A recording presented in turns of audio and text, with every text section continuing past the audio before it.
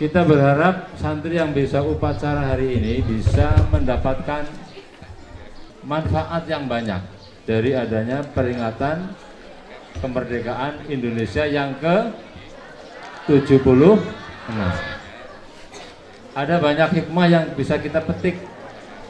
Kita berkeliling ke beberapa kampung, ternyata di kampung-kampung tidak ada lomba. Betul? Di pondok malah lombanya sampai berlebih-lebih. Artinya apa? Pada saat 17-an ini santri tidak boleh ada yang gelisah, tidak boleh ada yang susah, tidak boleh ada yang galau, semuanya harus senang. Sebagaimana senangnya dulu ketika kita ada proklamasi kemerdekaan.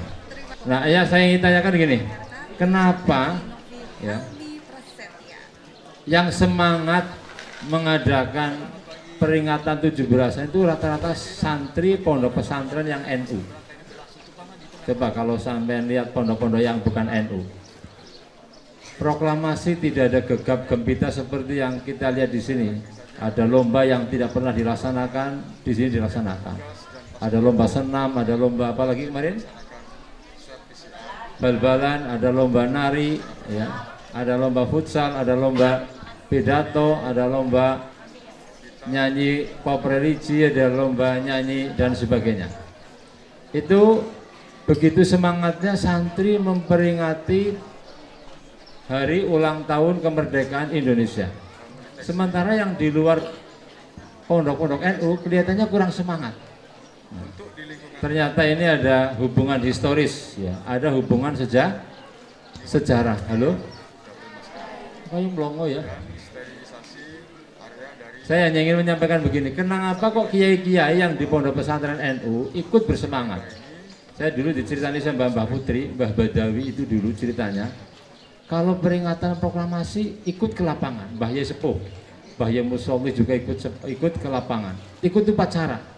Banyak kiai-kiai sepuh yang ketika peringatan 17-an itu ikut mengikuti upacara. Cuman belakangan upacaranya itu dipusatkan di tiap kecamatan, sehingga di desa-desa tidak diadakan, sehingga banyak tokoh-tokoh desa yang tidak ikut.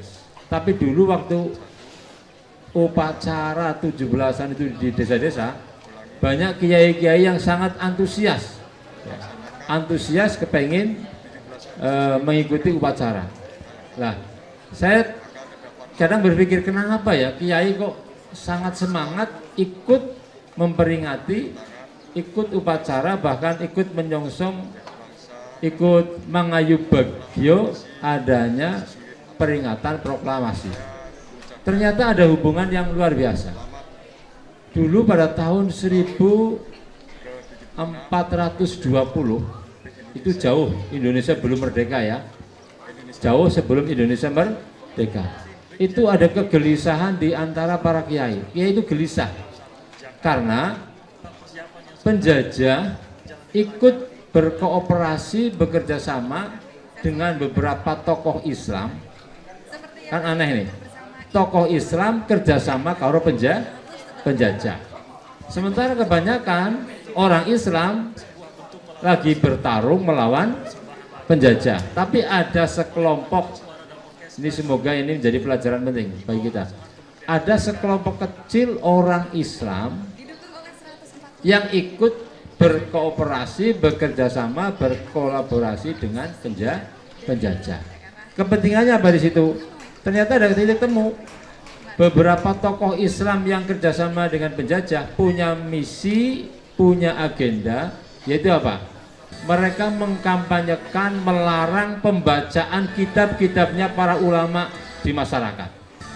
Mereka melarang untuk bertawasul. Mereka melarang untuk tahlil. Mereka melarang untuk kirim doa, baca doa. Dan intinya mereka melarang berkembangnya kitabnya para ulama dibaca di masyarakat.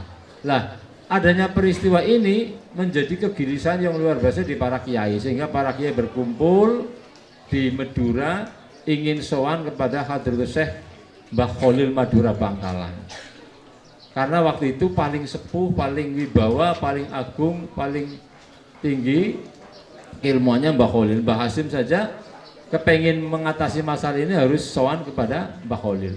Ternyata sebelum para kiai itu sowan, karena nggak berani ada yang sowan, takut zaman dulu 40, ada yang mengatakan 60 kiai kepengen sowan tuh nggak berani, takut sowan pada Mbah Khalil. Mereka kumpul di suatu desa namanya kalau nggak salah di desa Jengkuban, kumpul di situ. Kepripun carane sowan matur Mbah Khalil, adanya keresahan. Itu apa? Keresahan penjajah sudah ikut kerjasama dengan beberapa tokoh Islam melarang pengajian kitabnya para ulama. Ngaji kitab Safinah nggak boleh, ngaji kitab Fathul Qorib nggak boleh, ngaji kitab Tafsir Jalan nggak boleh. Yang boleh hanya ngaji Quran, ngaji Quran dan ngaji hadis tok. Ngaji kitab tidak boleh. Nah, keresahan-keresahan ini ternyata dipikirkan oleh para kiai, para ulama itu. Di antaranya ada Mbah Haji Hasim Ngari, ada Mbah Wahab Hasbullah, kumpul. Ning ora wani matur. Ternyata sebelum matur maring Mbah Khalil, ini bukti kewalian Mbah Khalil. Mbah Khalil itu ngutus kepada menantunya, ya, yang namanya Mbah Muntaha itu ngutus agar menyampaikan ayat yang berbunyi yuriduna ayyudfi'u nurallahi wa yaballahu illa ayyutima nurrahu walau karihal kafirun.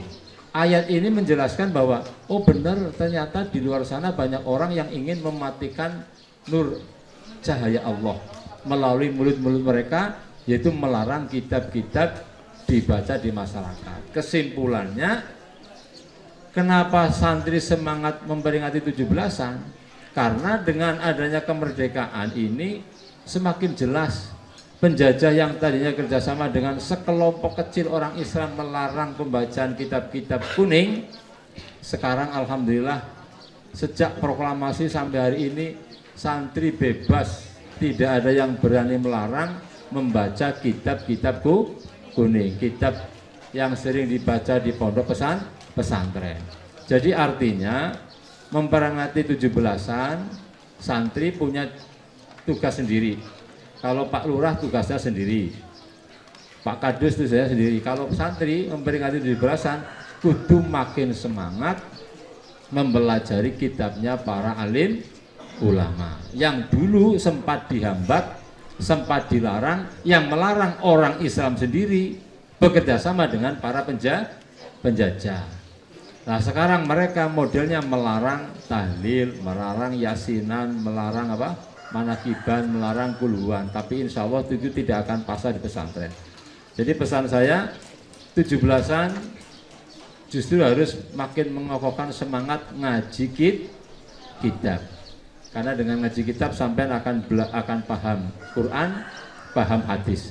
Nek ngaji Quran tok ora paham isinya Quran, tidak akan paham isinya hadis. Harus mengaji kitab. Ini yang perlu saya pesankan pada para santri. Jadi kenapa para kiai semangat memperingati 17-an? Karena dengan momentum 17-an, jadi kembali semangat ngaji kitab kuning. Alhamdulillah ini sudah saatnya nanti santri ikut menyaksikan adanya detik-detik pembacaan teks proklamasi, seolah kita bernostalgia membayangkan dulu pada saat Soekarno membacakan teks proklamasi yang diawali dengan adanya peristiwa Rengas Dengklok. Apa itu peristiwa Rengas Dengklok? Ngerti orang? Peristiwa di mana anak muda kepengen maksa agar proklamasinya aja kesuwen hari itu juga kalau bisa. Nah, orang tua kepengennya dipikir dulu, ditata dulu. Nah, tapi alhamdulillah adanya Rengas Dengklok, adanya ketergesa-gesaan kesemangatan anak muda, proklamasi tidak mundur dari tanggal 17 Agustus sesuai dengan 17 rekangat, ya kan?